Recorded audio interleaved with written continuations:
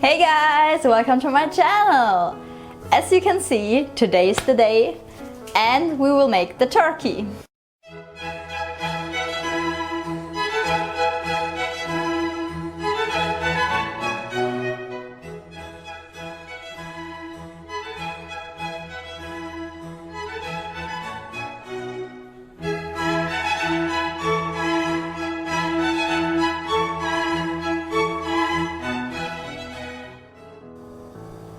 Because a whole turkey is too much to eat for me and also too expensive, I will be making a chicken today. Season it with some olive oil, a generous amount of salt, as well as some pepper, sweet paprika powder, and thyme. Now give it a good old rub.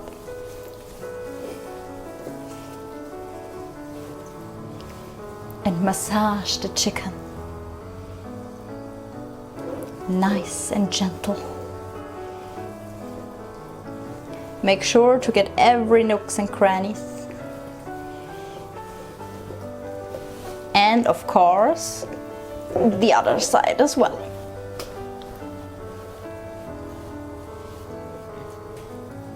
Make sure to also season the cavity. And then it's already time to fill it with our stuffing.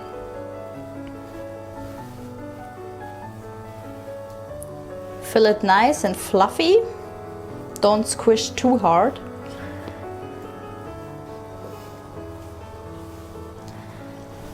After a chicken bondage session, you put the baby in the oven.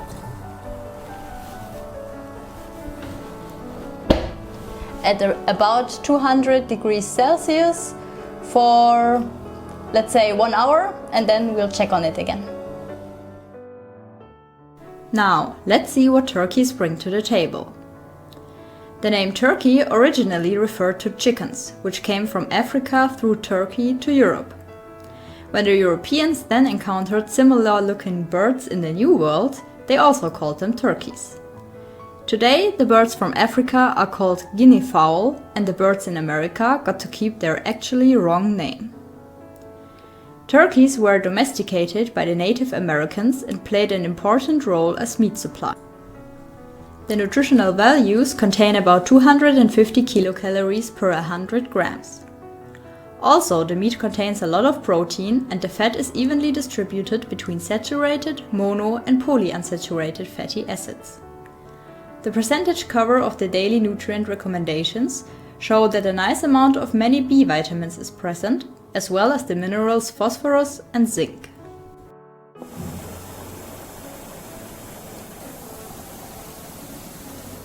The American Thanksgiving has multiple origins. One is that the European settlers brought a tradition from their homeland with them, where in autumn a celebration takes place to thank God for the harvest of this year. Another event occurred, which plays a role in the origin of Thanksgiving. When the settlers arrived in a new land, it was too late in the year to plant any crops, and so they feared starving over the winter. However, the Native Americans helped them to survive winter by providing them with food. Without their help, the Europeans probably would have died. So in the next autumn, the Europeans celebrated the harvest together with the Native Americans, to thank them for their help. I guess that's the main meaning of Thanksgiving in the United States today, and saying thanks for the harvest is secondary. Today, Thanksgiving is the most important family holiday in the United States and is celebrated with a big dinner. Of course, the focus of this dinner isn't health or nutrition, because for celebrations, taste is the most important thing. But nevertheless, I'm interested in how healthy or unhealthy the served foods are. The following nutritional values refer to one portion of each dish analyzed together. 3,477 kilocalories are about 1,000 kilocalories more than recommended. This recommendation is for a whole day though, not just for one dinner. But I'm not quite sure if everyone eats that much food on Thanksgiving anyway. You can also see from the alcohol amount that I included the Beaujolais Nouveau in the dinner analysis. The cholesterol level is excessive. It's more than double the recommended daily limit. But I suppose it's okay to overstep some boundaries on a holiday.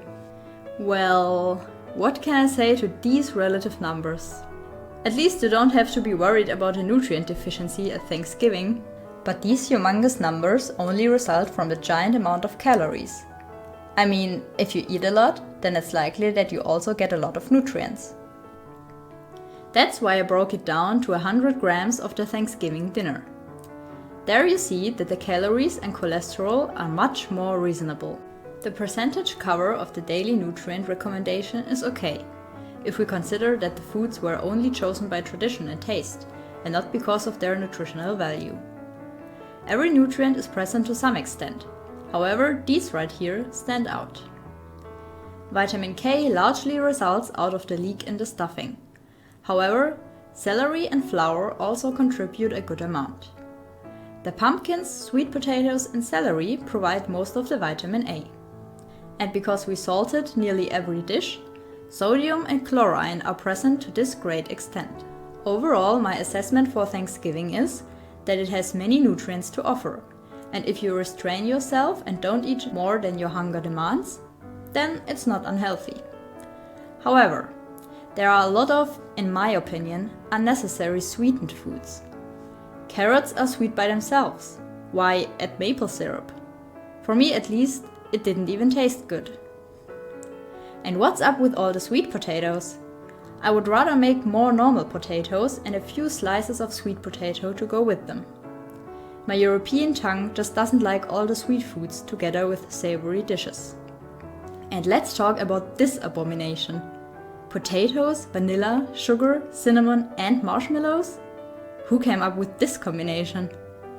The only edible part was the toasted pecans and butter. That was quite delicious actually. But the stuff beneath it was disgusting, to say the least. Well, that's how different tastes are, I guess.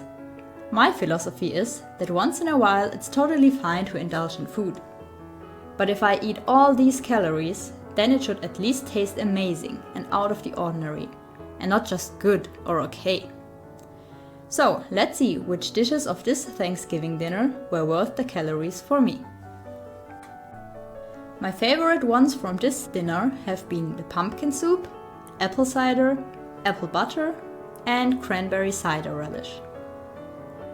The turkey, green bean casserole, buttermilk rolls, and Hasselback potatoes have potential, but only the classic potatoes, not the sweet ones.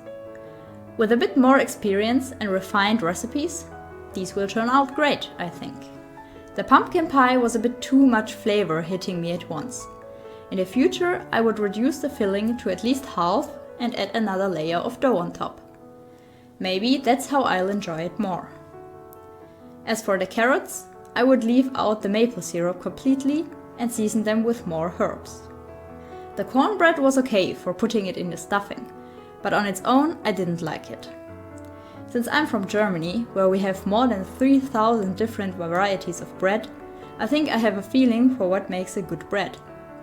And this sweet, savory combination of flat dough isn't it. The stuffing itself was also okay, but I'd rather eat the turkey surrounding it. And now to the sweet potato casserole. I really hope to never taste it again, and I'd like to travel back in time to meet the person who came up with this. That's all I have to say for today, guys.